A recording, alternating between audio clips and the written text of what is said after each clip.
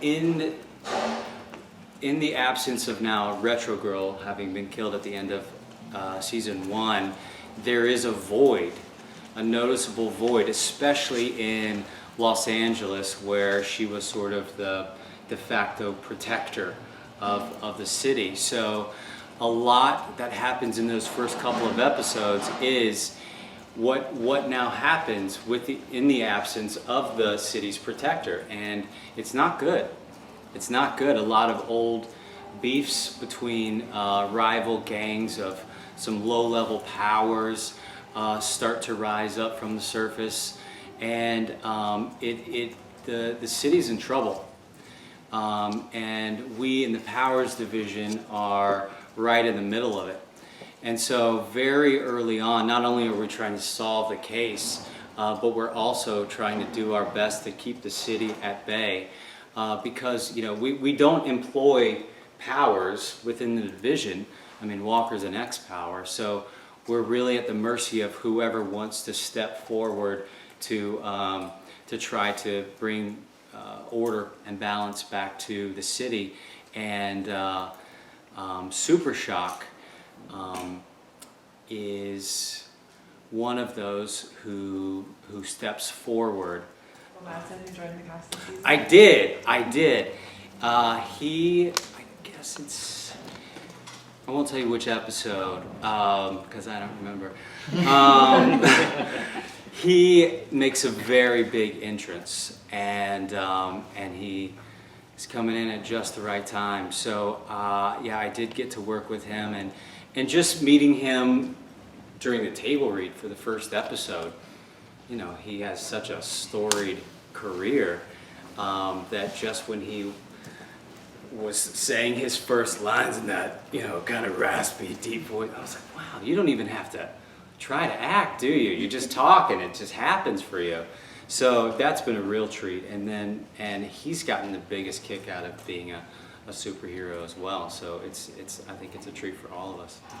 So Super Shock does have a decision to make as to whether he's going to dust off the cape and become the hero he once was. And that's also what I really love about the series, is that our heroes, they age, they get old. They're not immortally young with a six-pack anymore. And I think Michael's take on that sort of an aging superhero is going to be fascinating. And I don't even know that it's so different from the actual, Cutter, because I think he is a little, there is some jealousy there of people that have these extraordinary abilities, and he's stuck with handcuffs, And I think that's probably one of the reasons why he actually got into the Powers Division, was to have a little bit, his own sort of power over these people. Because again, in this world, it's so much about so much commentary on the celebrity culture as anything else. These guys have endorsement deals from Under Armour, and they're at club openings. They're the coolest people on the planet. So his way of sort of getting some of that power back, I think, is why he even was a part of the Powers Division. So did I feel some of that when they're on the courts flying around? Absolutely. Yeah, I mean, Alicia's in the other room. She looks good anyway. But in the whole outfit with soaring through the air, I mean, it's every kid's dream, right? You spoke earlier about trying to keep the city in order. And this season you have the new FBI Special Agent Lang, Yes. Tricia Helfer. Can you tell us a bit about their interaction? Sure. Wow. Well, can we talk about Tricia Helfer? My Lord. Legs to the ceiling. And all of that's another thing. We have a brand new costume designer, Shauna. I don't know her last name. She's fantastic. You don't have to know her last name, because you just go by Shauna. They have her in heels and pants that I'm assuming they paint on every day, because it's insane. So she she's fierce from the moment that she walks in the door, and juxtaposed next to Schlag, which he's clearly a power because he looks like he was chiseled out of a piece of granite. And so the two of them come in very early on within the investigation of the Retro Girl murder at the top of the season. And so they, we within the Powers division, as anybody would, doesn't take too kindly to other people stepping into their territory and trying to take over the investigation, which is what they sort of try to insert themselves into. And so, towards the beginning of season 2, their motives aren't entirely clear, but they are a part of, like I said, this investigation for Retro. I don't know that we trust them altogether, why they're there. I know Captain Cross as well as Walker have a history with Agent Lang that is not immediately clear to the rest of the department. And so as the episodes roll along, a little bit more of that relationship becomes fleshed out. Cutter still doesn't completely trust Walker, being an ex-power. Again, Cutter's sense of powers in general is that while they can be helpful in saving the day, there is almost always consequences, right? And he's not entirely sold that powers just in general are good for society. So that still plays into their relationship a little bit through this season. And when Walker came into the department, I think it took some of the attention away from Cutter, which Cutter doesn't particularly care for because he likes to be the center of attention, like I do. So up front, we learned pretty early that Walker is going to be unable to work in solving the case for Retro Girl because he's a little too close. We know now that they had a relationship.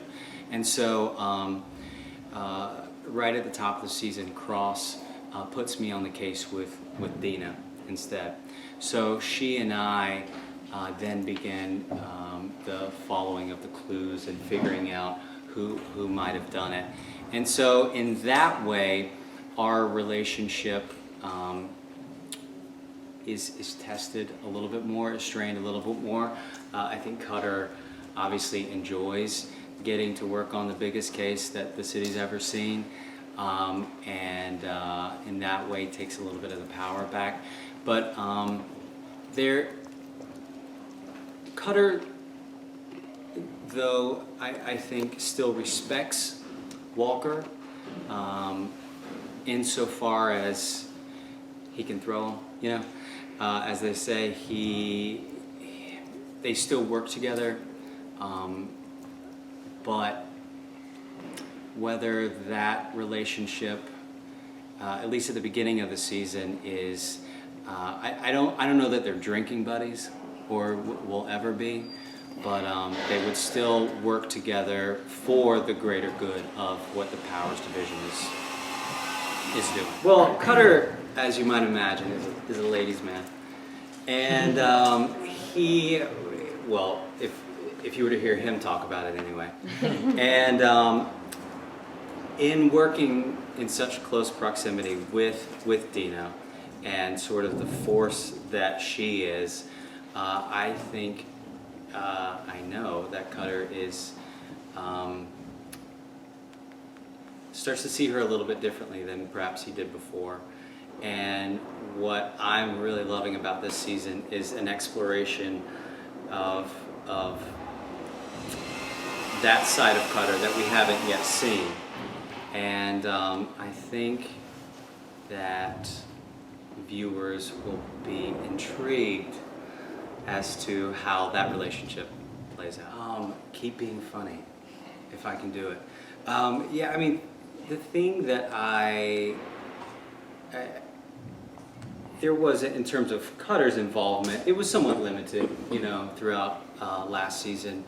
And I think the role that he brought to the show was this sort of cynical look, it's, you know, cracking jokes kind of guy, and whether that's at his own expense, I think the writers saw that that was a great opportunity to expand in season 2, and you're going to see a lot of that.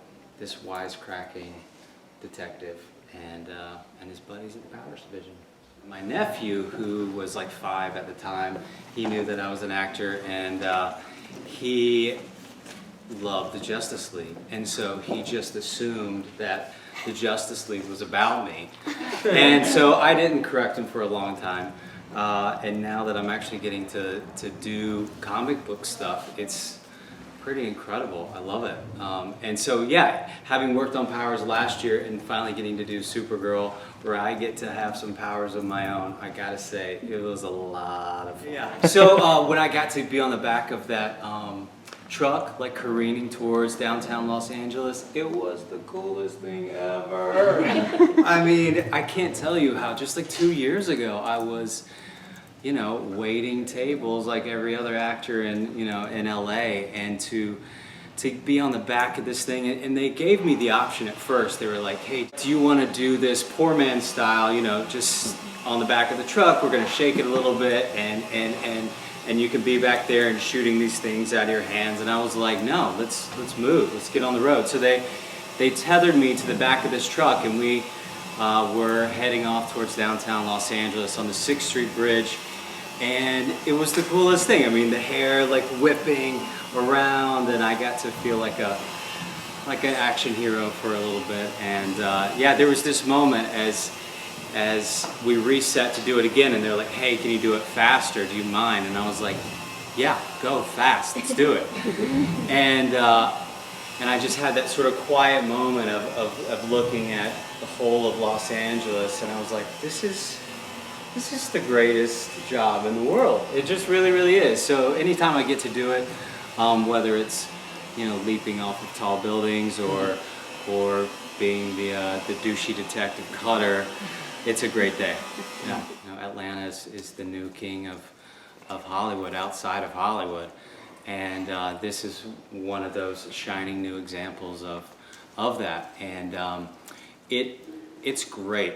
I mean, across the board, Sony has really invested into season 2 and provided us with this great location, as well as a creative team that took what we had in season 1 and just ratcheted it up another 10 degrees. It's some incredible locations, and if you haven't seen it yet, I mean, our Powers division itself, it's going to be different than it was last year. Which was a great space, but really big. We didn't have a lot of little areas to go and have scenes, and this year we have all these little nooks and crannies everywhere, and we're going to get to explore so a lot of locations that we talked about but never saw, like Trip Hammer's home and his workstations. Like I said, the Powers division, we're in Walker. It's sort of an extended version of what we had for Walker's pad last year. But all in all, I mean, it's just, we get so excited coming to the stages every day because they've built us a brand new set, you know?